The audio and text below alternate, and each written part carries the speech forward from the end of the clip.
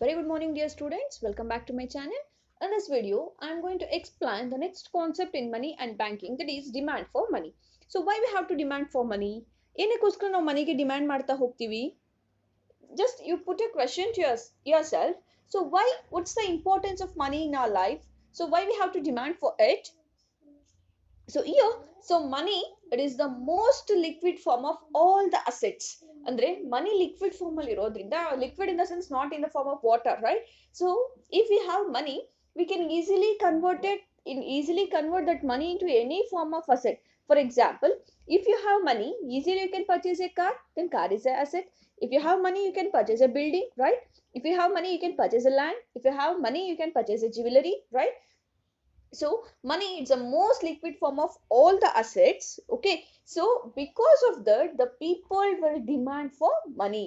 Okay, so the demand for money refers to, the meaning of demand for money refers to total money total money demanded by the people in the form of cash for various purpose.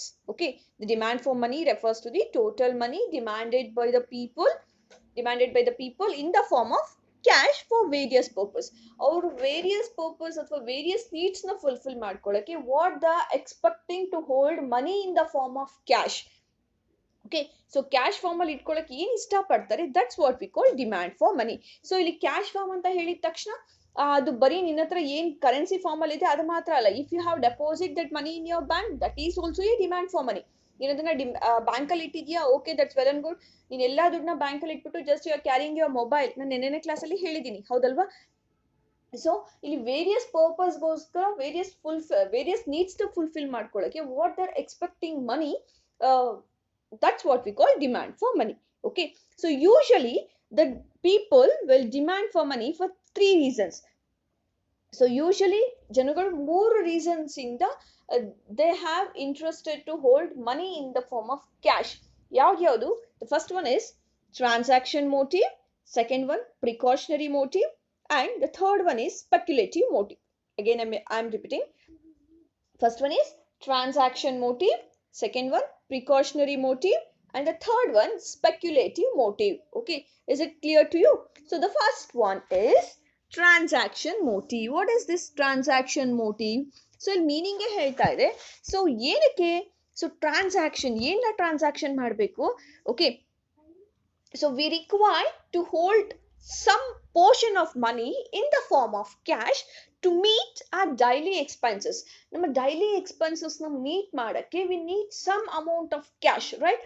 So just imagine if you are traveling to the college. Okay, so ನೀವು ಕಾಲೇಜಿಗೆ ಬರ್ತಿದ್ದೀರಾ, even though you are traveling with a college bus, so you people will hold some amount of cash, right? ಏನಕ್ಕೆ ಬೇಕು cash? So ನೀವೇನೋ ಕಾಲೇಜಲ್ಲಿ ಕ್ಯಾಂಟೀನಲ್ಲಿ if you need to purchase a chocolate, ಅಥವಾ ಇನ್ನೇನೋ ಒಂದು ಪೆನ್ಸಿಲ್ ತಗೊಳಕೋ, ಅಥವಾ ಇನ್ನೇನೋ ಪೆನ್ ತಗೊಳಕೋ, for the sake of purchasing a book, ಹೌದಲ್ವಾ? ಸೊ ನಿಮ್ಮ ಡೇ ಟು ಡೇ ಟ್ರಾನ್ಸಾಕ್ಷನ್ಸ್ ನ ಫುಲ್ಫಿಲ್ ಮಾಡ್ಕೊಳ್ಳಕ್ಕೆ you need some amount of money. So that's what we call transaction motive. Okay, so we require the, so ಏನಂತ define ಮಾಡ್ಬೋದು ನಾವು?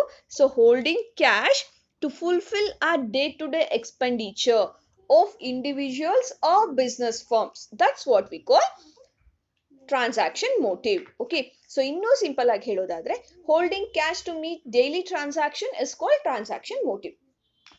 I think ಇದು ತುಂಬಾ easy ಅನ್ಸುತ್ತೆ ಅಲ್ವಾ? So holding cash to meet daily transaction. So ನಮ್ಮ daily transactions ಏನಿರುತ್ತೆ ಅದನ್ನ ಫುಲ್ಫಿಲ್ ಮಾಡ್ಕೊಳ್ಳೋಕೆ ನಾವು ಏನ್ ಕ್ಯಾಶ್ ನ ಹೋಲ್ಡ್ ಮಾಡ್ತೀವಿ, that's what we call demand for transaction, demand for money, ಹೌದಲ್ವಾ? So just you can observe. So ನಿಮ್ಮ ಮನೇಲಿ your parent will receive money monthly salary form ಅಲ್ಲಿ ರಿಸೀವ್ ಮಾಡ್ತಿದ್ದಾರೆ ಅಂದ್ರೆ monthly once they will get salary, ಹೌದಲ್ವಾ?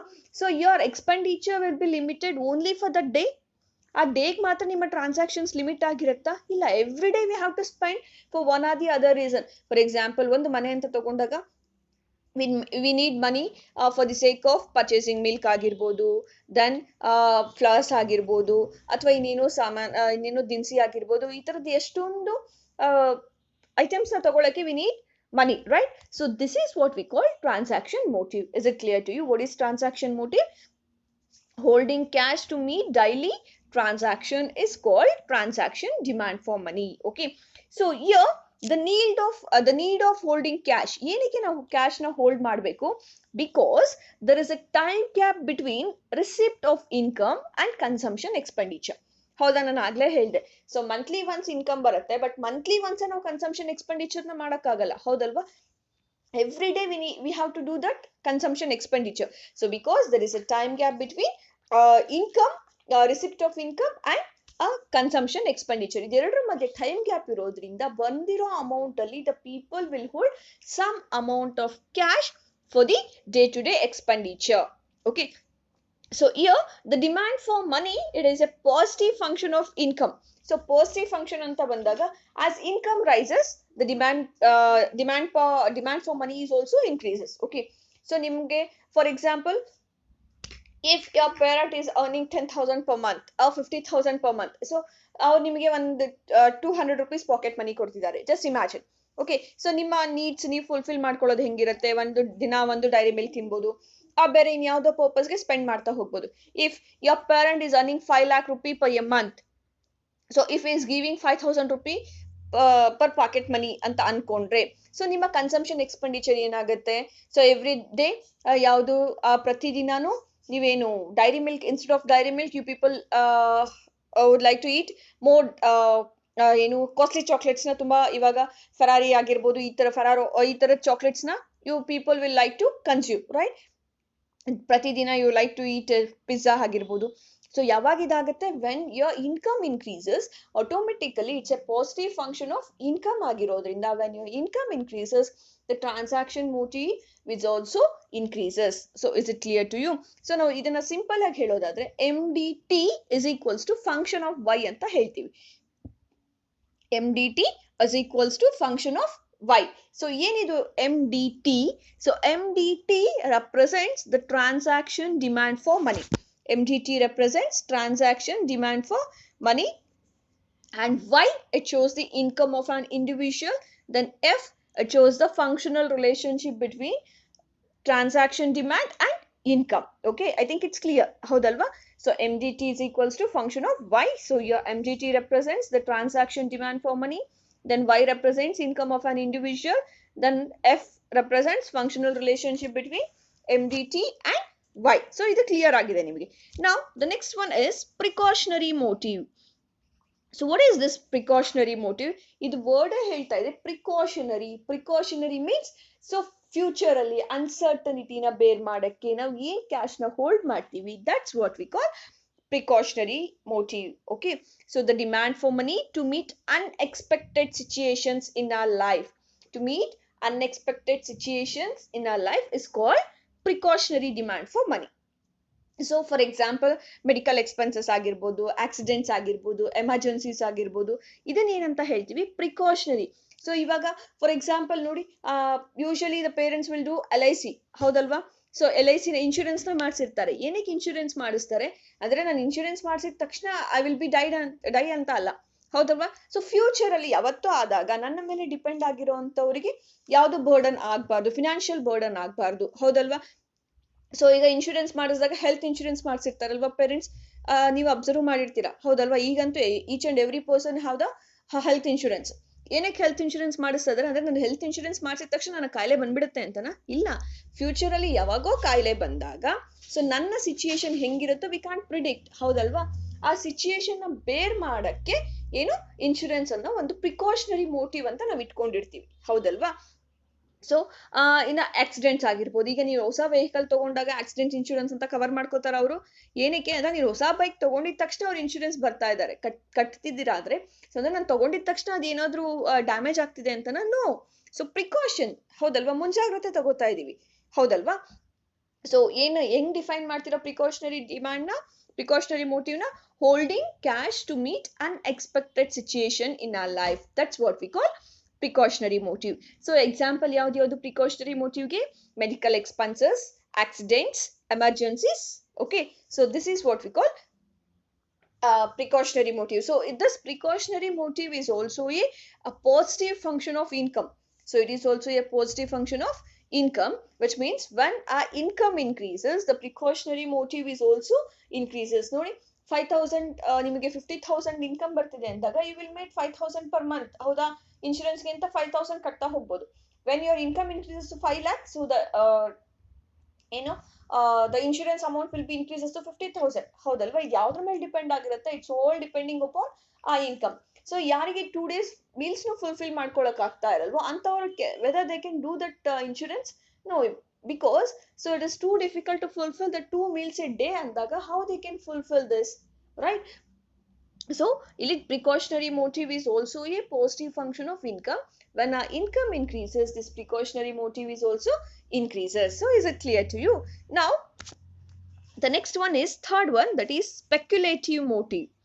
Speculative. ಏನಿದು speculative ಅಂದ್ರೆ, so ಇವಾಗ ಕಮ್ಮಿ ಇರೋವಾಗ ಇನ್ವೆಸ್ಟ್ ಮಾಡಿ ಜಾಸ್ತಿ ಇರೋವಾಗ ರಿಟರ್ನ್ಸ್ ನ ತಗೊಳ್ಳೋದು. ಸೊ ಇಲ್ಲಿ ಇಂಟೆನ್ಷನ್ ಏನಾಗಿರುತ್ತೆ?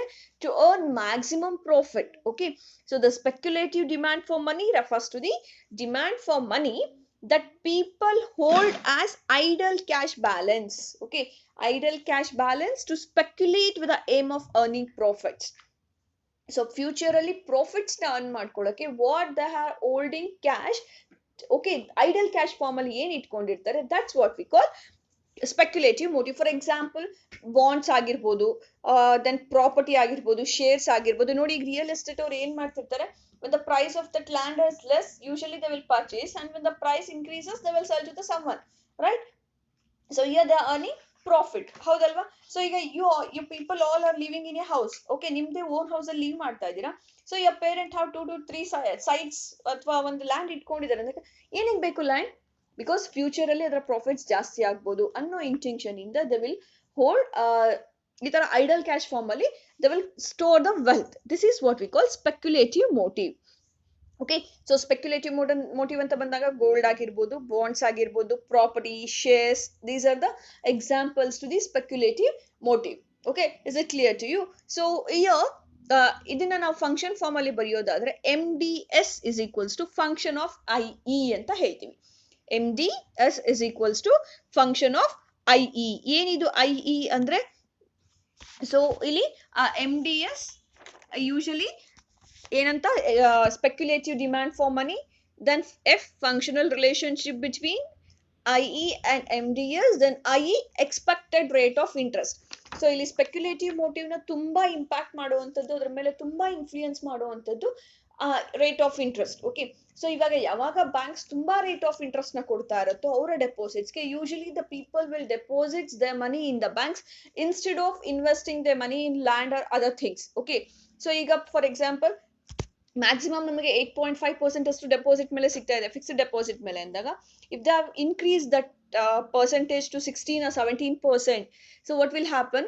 ಸೊ ಜನರೆಲ್ಲ ಅವ್ರ ಹತ್ರ ಇರುವಂತ ಪ್ರಾಪರ್ಟೀಸ್ನ, ಐ ಮೀನ್ ಪ್ರಾಪರ್ಟಿ ಮೇಲೆ ಇನ್ವೆಸ್ಟ್ ಮಾಡೋಕ್ಕೆ ಅಂತ ಏನ್ ಇಟ್ಟಿದಾರ ಆ ದುಡ್ಡನ್ನ ತಗೊಂಡೋಗಿ they will deposit in the bank. Okay, when the rate of interest decreases, automatically the speculative motive demand ಜಾಸ್ತಿ ಆಗ್ತಾ ಹೋಗುತ್ತೆ. ಓಕೆ, ಇಲ್ಲಿ ಇನ್ನೊಂದು ಚಿಕ್ಕ ಕಾನ್ಸೆಪ್ಟ್ ನಾನು ಹೇಳಬೇಕು, ದಟ್ ಈಸ್ ಲಿಕ್ವಿಡಿಟಿ ಟ್ರ್ಯಾಪ್ ಅಂತ ಇದೆ. Which trap? This is not any trap, this is liquidity trap. So what is this liquidity trap? It is the situation in which the current interest rates are low and saving rates are high. Okay, enidu liquidity trap?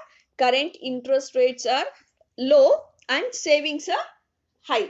So interest rates ಕಮ್ಮಿ ಇದ್ದಾಗ ಜನರು ಬೇರೆ ಬೇರೆ form ಅಲ್ಲಿ savings ನ ಮಾಡ್ತಾ ಹೋಗ್ತಾರೆ. ಅದು ಪರ್ಚೇಸಿಂಗ್ ಆಫ್ ಲ್ಯಾಂಡ್ ಆಗಿರ್ಬೋದು ಅಥವಾ ಇನ್ಯಾವುದೋ ಅಸೆಟ್ಸ್ ನ ತಗೊಳ್ಳೋದಾಗಿರ್ಬೋದು. This is what we call liquidity trap.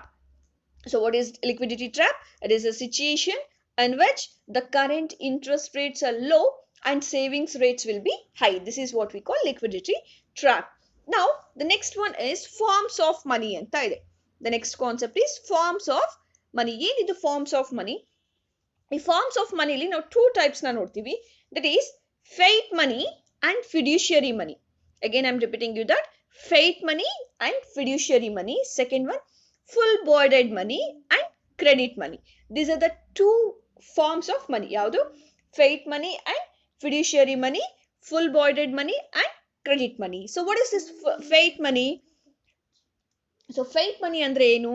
So fiat money which refers to the money which is issued by the authority of the government. Okay, so fate money anta bandaga which is issued by the authority of the government andre authority ಒಂದು ಇಲ್ಲಿ ನಿಮಗೆ ಗೊತ್ತಿದೆ. So ಇಂಡಿಯಾಲಿ who will issue the currency notes?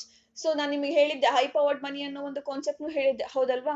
So the money issued by government of India and RBI together is called ಏನಂತ ಹೇಳ್ತೀವಿ ಅದನ್ನ, ಏನಂತ ಹೇಳ್ತೀವಿ? That is high powered money ಅಂತ ಹೇಳ್ತೀವಿ, ಹೌದಲ್ವಾ? ಸೊ ಇಲ್ಲಿ ಫೇಟ್ ಮನಿ ಅಂತ ಬಂದಾಗ money issued by authority of the government. Okay, so ಇಲ್ಲಿ RBI ಇದೆ ಇಂಡಿಯಾಲಿ. What's the full form of RBI? Reserve bank of India. So who is the present governor of RBI? ಯಾರು present governor? So Shaktikanta Das is the present governor of RBI, ಹೌದಲ್ವಾ? So ಇಲ್ಲಿ fiat money which refers to the coins or the currency issued by authority of the government. It includes all notes, coins. Okay, so ಒಂದು ಕಂಟ್ರಿಲಿ ಇರುವಂತ ಎಲ್ಲಾ notes, coins, ಇದು ಏನಾಗಿರ್ಬೇಕು which is legally accepted by that authority. Okay, so the legally accept ಆಗಿರ್ಬೇಕು and it is used as a medium of exchange in that country. ಹೌದಾ? So ನಮ್ಮ country currency ಯಾವುದು? Rupee, ಹೌದಲ್ವಾ?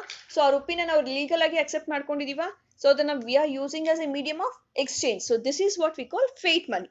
Now the next one is fiduciary money. So what is this fiduciary money? In fiduciary money andre which is accepted as a medium of exchange because of trust between payer and payee. So ಇದನ್ನು ಒಂದು medium of exchange ಆಗಿ use ಮಾಡ್ತಾ ಹೋಗ್ತೀವಿ. ಇಲ್ಲಿ trust ಇರಬೇಕು, trust between payer and payee, ತಗೊಳ್ಳೋರು ಮತ್ತೆ ಇಸ್ಕೊಳ್ಳೋರ್ ಮಧ್ಯೆ ಒಂದು ಟ್ರಸ್ಟ್ ಇಂದ ನಡೀತಾ ಹೋಗುತ್ತೆ. For example cheques. ಓಕೆ, ಇದಕ್ಕೆ ಎಕ್ಸಾಂಪಲ್ ಯಾವುದು? ಚೆಕ್. ಓಕೆ, ಸೊ ನಿನ್ ಅಕೌಂಟ್ ಅಲ್ಲಿ ದುಡ್ಡಿದೆಯೋ ಇಲ್ವೋ ನಮಗ್ ಗೊತ್ತಿಲ್ಲ, ಅದನ್ನ ನೋಡಿ ಚೆಕ್ ನೋಡಿದ ತಕ್ಷಣ ಇವನ್ ಅಕೌಂಟ್ ಅಲ್ಲಿ ದುಡ್ಡಿದೆ ಅಂತ ನಾವ್ ಅನ್ಕೊಳ್ಳೋದು ತಪ್ಪು, ಹೌದಲ್ವಾ? ಸೊ ಎಷ್ಟೊಂದ್ ಸರಿ ಚೆಕ್ ಬೌನ್ಸ್ ಆಗಿರೋಂತ ಸಿಚುಯೇಷನ್ಸ್ ನೀವು ನೋಡಿರ್ತೀರಾ. ಸೊ ಇಲ್ಲಿ ಅವರಿಬ್ಬರ ಮಧ್ಯೆ ಇರುವಂತ ತಗೊಳ್ಳೋರು ಮತ್ತೆ ಇಸ್ಕೊಳ್ಳೋರ್ ಮಧ್ಯೆ ಇರುವಂತ ಒಂದು ಟ್ರಸ್ಟ್ ಇಂದ fiduciary money ರನ್ ಆಗ್ತಾ ಹೋಗುತ್ತೆ. Okay, then the next one is full voided money. Okay, the next one is full voided money, which means the money in the terms of coins whose commodity value is equal to the money value. Okay, so ಇಲ್ಲಿ commodity value ಮತ್ತೆ ಒಂದು currency value equal ಆಗಿರ್ಬೇಕು. Okay, ಅದನ್ನ ನಾವೇನಂತ ಹೇಳ್ತೀವಿ? Full voided money. ಅಂದ್ರೆ ಇವಾಗ British period ಅಲ್ಲಿ ಸಿಲ್ವರ್ ಕಾಯಿನ್ಸ್ ನ ಯೂಸ್ ಮಾಡ್ತಿದ್ರು. ಓಕೆ, ಸೊ ಆ ಸಿಲ್ವರ್ ಕಾಯಿನ್ಸ್ ನ ಏನ್ ಯೂಸ್ ಮಾಡ್ತಿದ್ರು, ಆ ಸಿಲ್ವರ್ಗೆ ಎಷ್ಟು ವೆಯ್ಟೇಜ್ ಇರುತ್ತೋ, ಓಕೆ, ಅಂದ್ರೆ 1 ಗ್ರಾಮ್ ಸಿಲ್ವರ್ಗೆ ಎಷ್ಟಿರುತ್ತೋ ಅಥವಾ ಅದ್ರಲ್ಲಿ ಎಷ್ಟು ಗ್ರಾಮ್ಸ್ ಹಾಕಿರ್ತಾರೋ ಅಷ್ಟೇ ವೇಟೆಡ್ ಅಂತ ಆ ರುಪಿಗೂ ವ್ಯಾಲ್ಯೂ ಕೊಡ್ತಾ ಇದ್ರು. ಫಾರ್ ಎಕ್ಸಾಂಪಲ್ ಈಗ 5 ಗ್ರಾಮ್ಸ್ ಸಿಲ್ವರ್ ಇಂದ ಒಂದು ಕಾಯಿನ್ ಮಾಡಿದ್ದಾರೆ ಅನ್ಕೊಂಡ್ರೆ, ಸೊ ಆ 5 ಗ್ರಾಮ್ ಸಿಲ್ವರ್ ಕಾಯಿನ್ಗೆ ಏನ್ ಇಂಪಾರ್ಟೆನ್ಸ್ ಇರ್ತಾ ಇತ್ತು ಅದೇ 5 ಗ್ರಾಮ್ಸ್ ಬರೀ ಸಿಲ್ವರ್ಗೂ ಅಷ್ಟೇ ವ್ಯಾಲ್ಯೂ ಇರ್ತಾ ಇತ್ತು. This is what we call full voided money. Then the next one is credit money. So what is this credit money? So which means a money value is more than the commodity value. So credit money which refers to the, so ಇಲ್ಲಿ money value ಜಾಸ್ತಿ ಇರುತ್ತೆ ಯಾವುದಕ್ಕಿಂತ?